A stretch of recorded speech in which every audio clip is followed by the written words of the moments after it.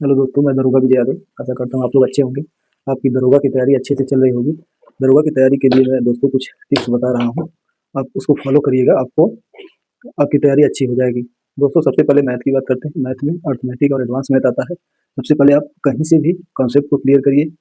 Then after आप speed को बढ़ाइए। स्पीड बढ़ाने के लिए एक एप्लीकेशन आता है मैथ वर्कआउट एप्लीकेशन आप डाउनलोड करिए और उसमें जो है आप डेली मल्टीप्लाई का प्रैक्टिस करिए।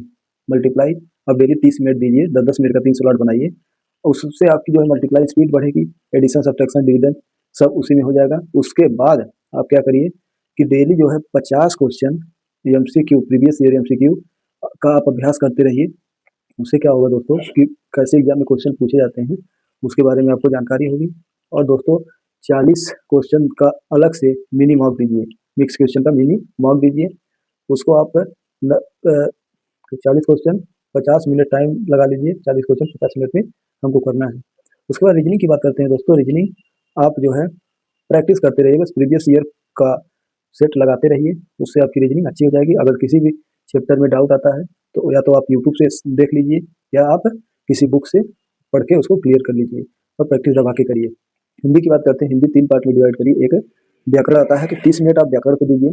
दूसरा साहित्य पूछा जाता है तो साहित्य को भी आप टाइम दीजिए। उनको रचनाएं सब चीज़ जो है याद करते रहिए। और एक व्याकरण आता है। व्याकरण में अगर कॉन्सेप्ट नहीं क्लियर है तो आप कहीं यूट्यूब चैनल से जहाँ से भी हो आप व्याकरण का कॉन्सेप्ट क्लियर कीजिए। इस तरह से आपकी हिंदी अभी भी अच्छी हो जाएगी। उसके बाद जीके की बात करते हैं। जीके में जो है मूल विधि और पॉलिटी पे विशेष ध्यान दीजिए। इन दोनों का जो है पोर्शन यूपीएसआई के एग्जाम में सबसे ज़्यादा पूछा जाएगा। मूल विधि आप कहीं से अच्छे से पढ़िए, फिर उसका प्रीवियस ईयर देखिए कि यूपीएसआई में किस तरह के क्वेश्चन पूछे गए हैं, उसकी प्रैक्टिस करिए। और पॉलिटी को आप अच्छे से पढ़िए, पीसीएस लेवल की पॉलिटी आप पढ़िए।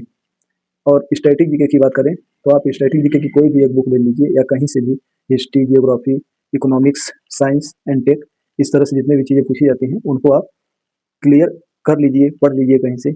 और देखिए दोस्तों, सबसे ज़रूरी है रिवीजन। रिवीजन रिवीजन मतलब आप मैक्सिमम टू मैक्सिमम एक ही सोर्स को पकड़ के पढ़िए और उसी सोर्स को बार से बार बार बार बार पढ़ते रहिए। मैक्सिमम बार आप अभ्यास करेंगे तो आपका सफलता सुनिश्चित हो जाएगी।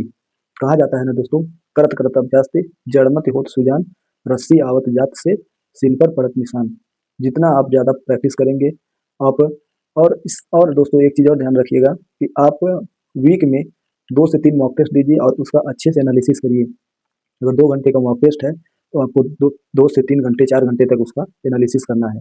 संडे को तो मॉक टेस्ट कंपलसरी दीजिए, बीच में किसी एक दिन और आप मॉक टेस्ट दीजिए और उसका अच्छे से एनालिसिस करिए कि कहाँ पे कमी रह गई। आप टारगेट बनाइए नंबर का कि हमको इस टेस्ट में इतना नंबर लाना है, 350 लाना है, 340 लाना है।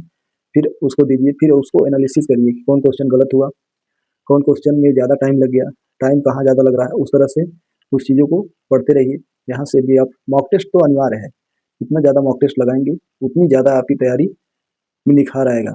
पता चलते रहेगा कि आप क्या पढ़ रहे हैं और क्या पूछा जा रहा है, आप पढ़ जो रहे हैं और कितना कर पा रहे हैं।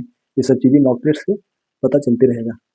दोस्तों, इसी के साथ आप पढ़ते रहिए और अपनी तैयारी अच्छे से करते रहिए। कोई डाउट हो तो कमेंट बॉक्स में कमेंट जरूर करिए दोस्तों।